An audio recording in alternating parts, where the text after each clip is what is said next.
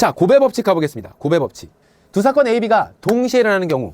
자, 이 얘기는 무슨 얘기냐면 우리가 앞에서 하부의 법칙은 두 사건 A, B가 동시에 일어나지 않을 때라고 하는 전제에 두고 각각의 사건의 경우 A 사건이 일어나거나 또는 B 사건이 일어나는 경우의 수는 이 가지수를 더했어요. 만약에 이 A 사건이 일어나거나 또는 B 사건이 일어나는데 그 몇 가지의 경우에서는 그 사건이 동시, 즉 A 사건인지 B 사건인지 불분명한, 어느 한쪽으로 딱 정확히 불분명한 두 사건이 동시에 일어나는 상황이라고 한다면 그것은 한번 그 개수를 빼주면서 전체 가지수를 구했다라고 하는 거 살펴보았습니다. 고부의 법칙은 어떤 전제를 두고 있냐면요. 두 사건이 독립적으로 이루어져요.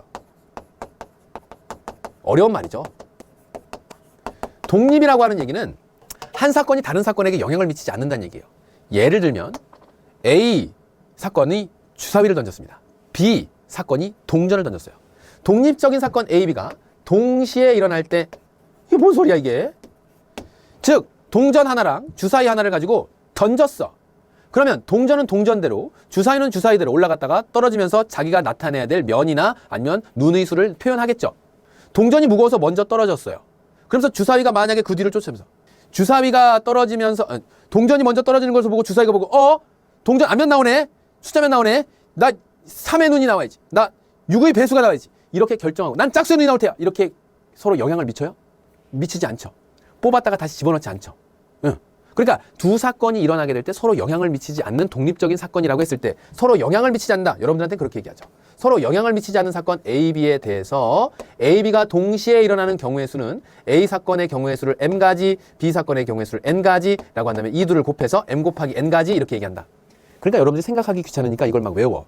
사실 하부의 법칙과 고부의 법칙은 한번 제대로 이해해두면 외우지 않아도 여러분들의 직관력만으로도 충분히 이것을 더해야 되겠다, 곱해야 되겠다라는 생각을 충분히 할 수 있어요.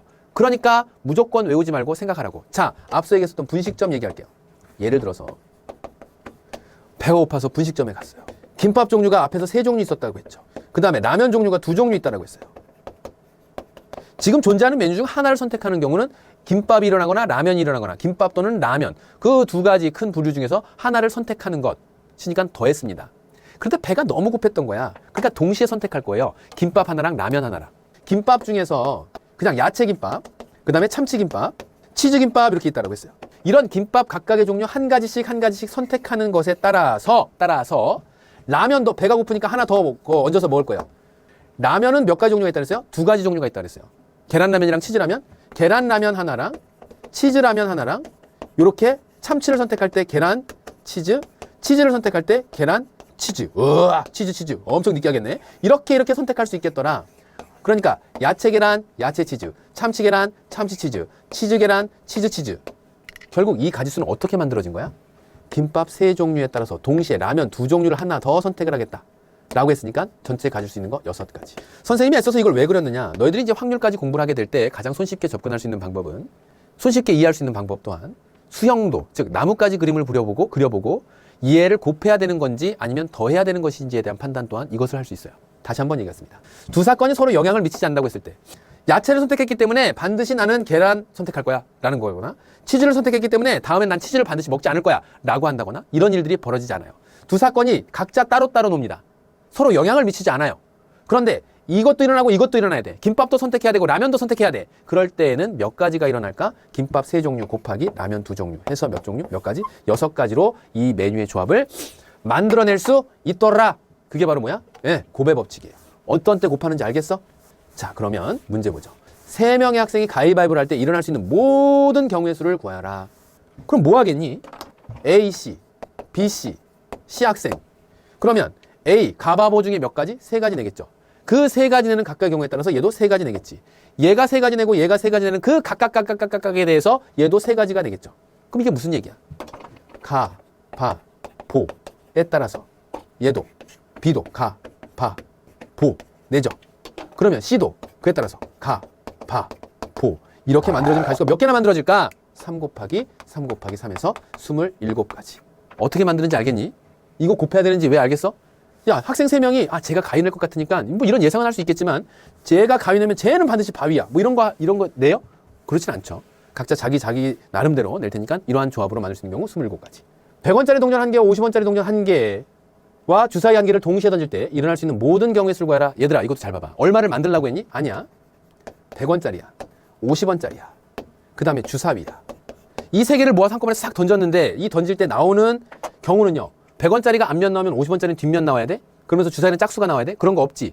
지들 나름대로 서로 사건에 대해서 영향을 미쳐 안 미쳐? 영향 절대 안 미치죠. 너 나올 수 있는 경우 몇 가지? 2가지. 각각에 따라서 너 나올 수 있는 경우 2가지. 너 나올 수 있는 경우 몇 가지? 6가지.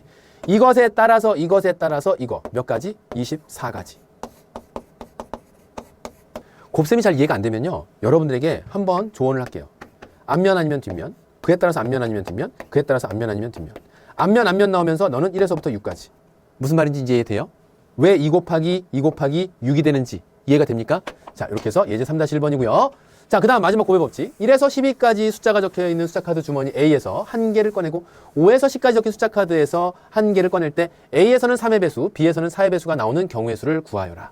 A에서는 3의 배수가 나오고 B에서는 4의 배수가 나오는 경우의 수를 구하여라. 1에서 12까지의 숫자가 적힌 카드 주머니에서 한 개를 꺼내는데요. 3의 배수가 나올 수 있는 것은 뭐가 있어요? 3일은 3, 3이 6, 3, 3은 9, 3, 4, 12 이렇게 나오죠. 꺼냈어요. 자, 그 다음에 B에서 4의 배수에 그럼 5에서부터 10까지 4의 배수 뭐 있어요? 4, 1은 4, 4, 2, 8, 4, 3, 12니까 8 한 가지 있네. 3의 배수가 나오고 8의 배수가 나오거나 9의 배수가 6의 배수다. 6이 나오고 8이 나오거나 9가 나오고 8이 나오거나 12가 나오고 8이 나오거나 A, B 주머니는 서로 섞여 있지 않은 다른 주머니지. 내가 두 사건 A 주머니에서 꺼낼 때 A 사건, B 주머니에서 꺼낼 때 B 사건이라고 한다면 여기 있는 B 주머니에서는 결국 원하는 사건이 하나밖에 안 나와. 그래요? 여기에서는 4가지밖에 안 만들어져. 얘네 둘은 서로 영향을 미쳐 안 미쳐? 그런데 두 사건이 A 주머니에선 3의 배수가 B 주머니에선 4의 배수가 나올 수 있는 것은 각각 서로 영향을 미치지 않는 데다가 동시에 일어나야 되니까 몇 가지? 38, 68, 98, 12,8에서 몇 가지? 4가지가 나오더라. 엉뚱하게 더하고 그러면 안 돼. 두 사건이 동시에 일어나는 거야. 4 곱하기 1로 계산해서 4가지가 되는 거예요. 알겠습니까? 요런 것들 주의해서 마지막까지. 자, 다시 한번 정리하겠습니다. 사건 A, B가 동시에 일어나지 않을 때 A 사건이 일어나거나 또는 B 사건이 일어날 수 있는 경우의 수는 더해요. 사건 A, B가 동시에 일어날 때 서로 영향을 미치지 않는 상태에서 동시에 일어나는 거예요. 그랬을 때는 어떻게 한다? A 사건이 일어나고 B 사건이 일어나는 경우의 수를 구하라고 한다면 그 각각의 경우의 수를 이것도 일어나야 되고 이것도 일어나야 되는데 이 사건은 서로 영향을 미치지 않아요. 두 사건의 경우의 수를 곱해서 문제의 경우의 수를 살펴준다 라고 정리하겠습니다.